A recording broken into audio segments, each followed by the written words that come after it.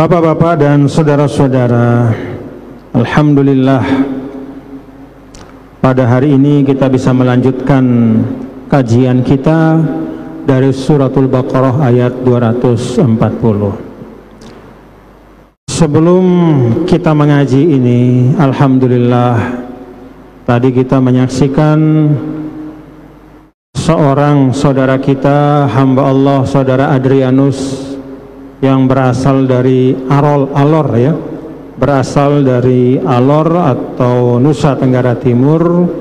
Beliau telah membaca 2 kalimat syahadat.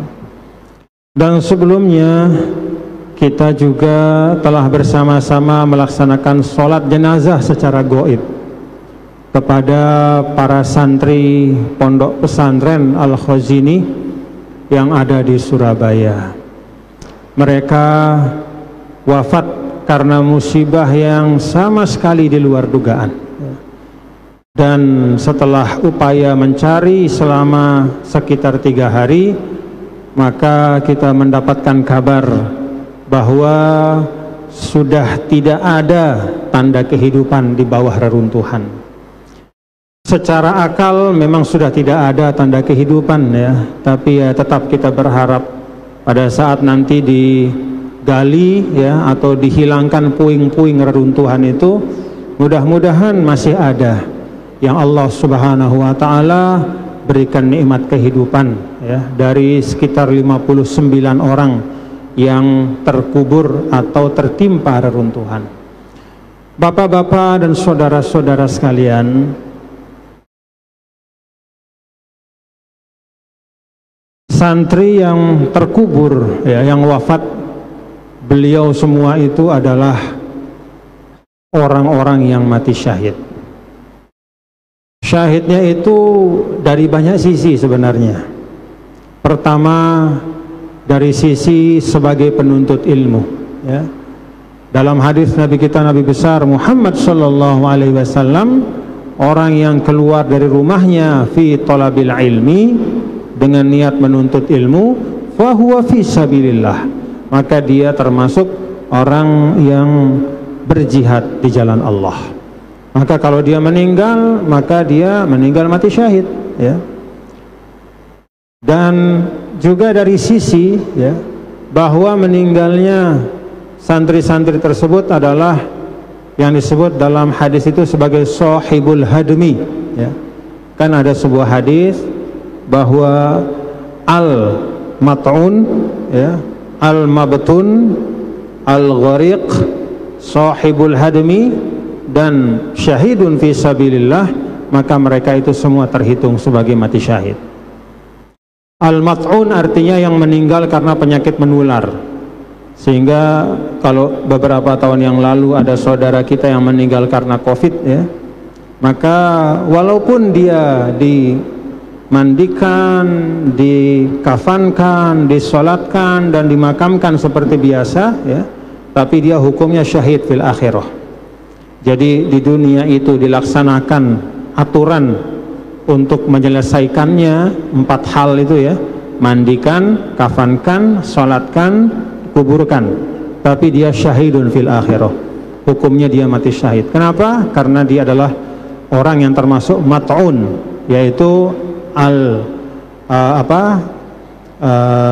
yang meninggal ya, bitta'un, yaitu yang karena penyakit, khususnya penyakit menular. Kemudian ada juga al-mabtun ya. Al-mabtun itu orang yang tertusuk perutnya meninggal ya. Orang yang terbunuh ya, dia tidak zolim, dia menjadi korban pembunuhan misalnya di dunia, na'udzubillah min zalik. Maka ketika dia terbunuh, tertusuk perutnya, dizolimi, dia meninggal, dia di dunia hukumnya tetap dimandikan, dikafankan, disolatkan dan dikuburkan, tapi di akhirat itu termasuk sebagai seorang syahid, syahidun fil akhirah. Ada juga al-ghariq, yaitu yang tenggelam.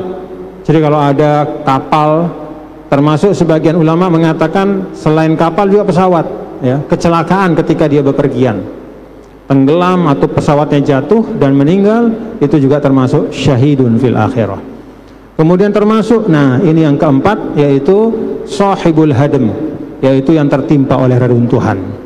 Jadi kalau ada orang meninggal di rumahnya tertimpa oleh reruntuhan, dia tetap dimandikan, dikafankan, disolatkan dan dikuburkan, tapi dia hukmuhu adalah hukmu syahid fil akhirah.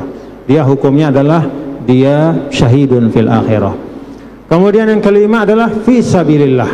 Jadi orang yang meninggal ya di dalam jalan Allah, termasuk ya kata para ulama orang yang membela dirinya. Jadi kalau ada orang membela hartanya, datang pencuri ke rumahnya atau perampok, ada dua pilihan, serahkan harta atau lawan. Kalau menyerahkan harta mungkin dia selamat, tapi ada sebagian yang melawan, dan ketika melawan itu dia dibunuh oleh perampok itu, maka meninggalnya dia juga mati syahid. Man qutila duna malihi, orang yang meninggal terbunuh karena membela hartanya, maka dia termasuk mati syahid. Wa man qutila duna irdihi, orang yang terbunuh karena membela kehormatannya. Misalnya ada perempuan yang hendak dilecehkan, lalu dia melawan, lalu kemudian dia dibunuh, maka dia termasuk mati syahid. Nah, saudara-saudara kita dan anak-anak kita yang ada di pesantren Khazini itu, mereka sudah cukup syaratnya, dan bahkan lebih dari satu sisi. Sisi sebagai penuntut ilmu dan sisi dari orang yang mendapatkan musibah, ya tertimpa reruntuhan, maka mereka semua termasuk mati syahid. Kita bacakan Fatihah, mudah-mudahan Allah Ta'ala merahmati mereka semua dan dilapangkan di alam kuburnya. Al-Fatihah. A'udzubillahi minasyaitonirrajim. Bismillahirrahmanirrahim. Alhamdulillahirabbil alamin, arrahmanir rahim, maliki yaumiddin. Iyyaka na'budu wa iyyaka nasta'in. Ihdinas siratal mustaqim, siratal ladzina an'amta 'alaihim ghairil maghdubi 'alaihim waladdallin. Amin.